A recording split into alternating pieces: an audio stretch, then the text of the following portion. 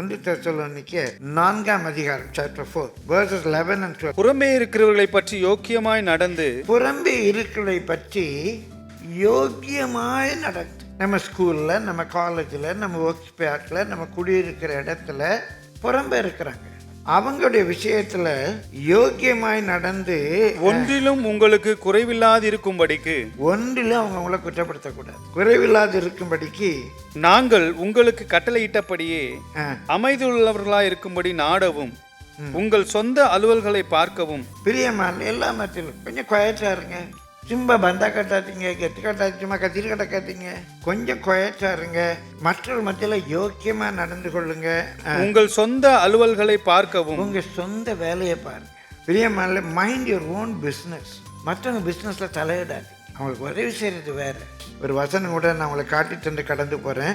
1 பேதுரு 4:15 வாசிங்க. உங்களில் ஒருவனும் கொலை பாதகனாயாவது, பாருங்க எந்த லிஸ்ட் வருது பாருங்க.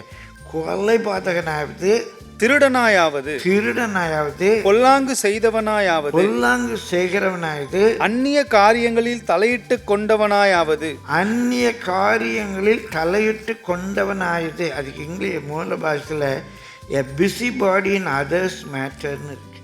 மற்றவங்க விஷயத்துல போய் மூக்க நுழைச்சிக்கிட்டு இருக்கிறான். அவன் யாருக்கு சமம்? கொலைகாரனுக்கு, திருடனுக்கு சமம். ஏன்னா அவங்களால மற்றவங்க மனசு உடையுது. ரோமர் 13:13 கூட வாசிங்க. களியாட்டும் வெறியும் வேசித்தனமும் காம விகாரமும் வாக்குவாதமும் பொறாமையும் உள்ளவர்களாய் நடவாமல் பகலிலே நடக்கிறவர்கள் போல சீராய் நடக்க கடவும். சீராய் நடக்க கடவும். Can somebody refer that in English? In a very decent way. நம்ம கிறிஸ்துக்குள்ள இருக்கிறோம்னா டீசெண்டா நடக்கணும். என்ன பேசணும், என்ன பேசக்கூடாது, எப்படி பேசணும், யார்கிட்ட எப்படி, குறிப்பாக புறம்பாக இருக்கிற ரொம்ப நம்ம பிஹேவியர் டீசெண்டாக இருக்கணும். உங்கள் ஸ்கூலில், உங்கள் காலேஜில், உங்கள் உறவுகள் மத்தியில், சபையில் உங்கள் நடக்க சீராக இருக்க வேண்டும். It's a must.